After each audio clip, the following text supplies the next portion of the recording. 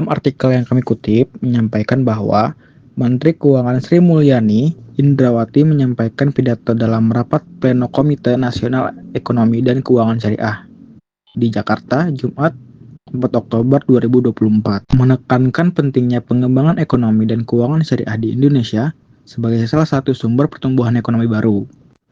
Beliau menyatakan bahwa prinsip ekonomi syariah berbasis risk sharing dapat menciptakan stabilitas sistem keuangan dan mendukung pertumbuhan berkelanjutan.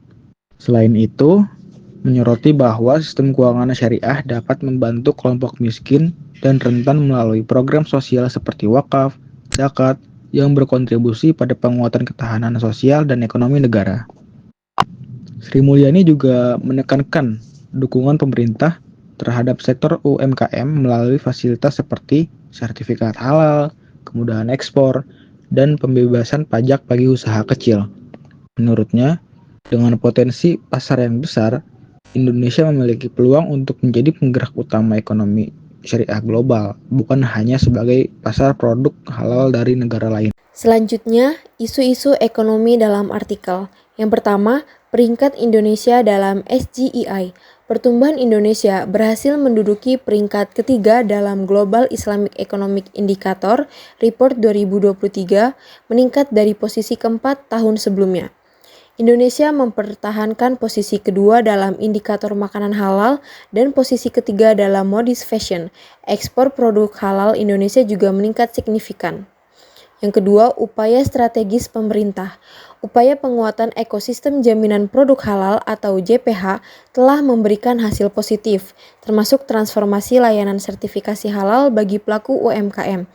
Kerjasama internasional seperti MOU antara Indonesia dan Iran membuktikan komitmen global dalam ekonomi syariah.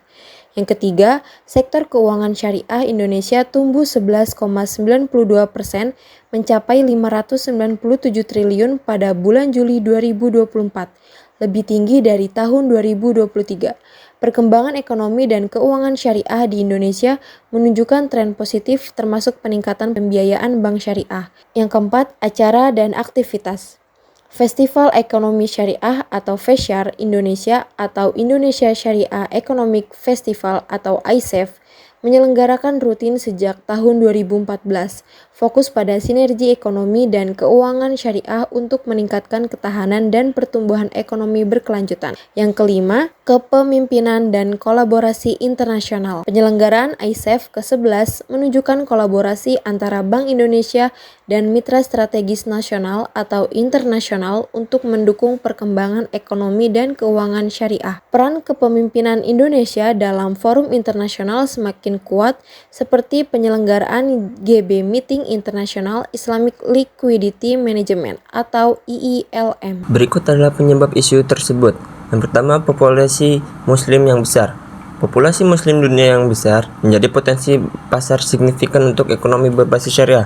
Hal ini menciptakan kebutuhan terhadap produk dan layanan yang sesuai dengan prinsip Islam, termasuk perbankan, investasi, dan industri halal. Yang kedua, pertumbuhan sektor keuangan syariah. Keuangan syariah telah berkembang pesat selama beberapa dekade terakhir. Sistem ini menawarkan alternatif yang sesuai dengan syariat Islam, seperti larangan riba, transaksi spekulatif, dan investasi dalam bisnis haram. Yang tiga, inisiatif pemerintah dan strategi kebijakan. Banyak negara mulai mendorong ekonomi syariah sebagai bagian dari strategi nasional untuk meningkatkan kemandirian ekonomi. Pemerintah seringkali mengeluarkan kebijakan, regulasi, dan insentif untuk memperkuat sektor ini. Adapun solusi terkait isu tersebut. Yang pertama, peningkatan literasi keuangan syariah. Rendahnya pemahaman masyarakat tentang keuangan syariah menjadi salah satu hambatan. Solusinya adalah edukasi dan kampanye publik melalui media, sekolah, dan pelatihan untuk meningkatkan literasi keuangan syariah. Yang kedua, regulasi yang komprehensif. Regulasi yang jelas dan mendukung sangat diperlukan untuk menciptakan ekosistem keuangan syariah yang stabil dan terpercaya. Pemerintah dapat menyusun kerangka regulasi yang mencangkup perlindungan konsumen, standar sertifikasi halal, serta pengawasan terhadap lembaga keuangan syariah agar tetap sesuai prinsip syariah. Yang ketiga, penguatan infrastruktur teknologi. Transformasi digital di sektor keuangan syariah menjadi solusi untuk meningkatkan efisiensi dan aksesibilitas. Pengaman fintech berbasis syariah, platform digital untuk zakat dan wakaf, serta sistem pembayaran syariah dapat mempermudah masyarakat mengakses layanan keuangan syariah, terutama di daerah terpencil.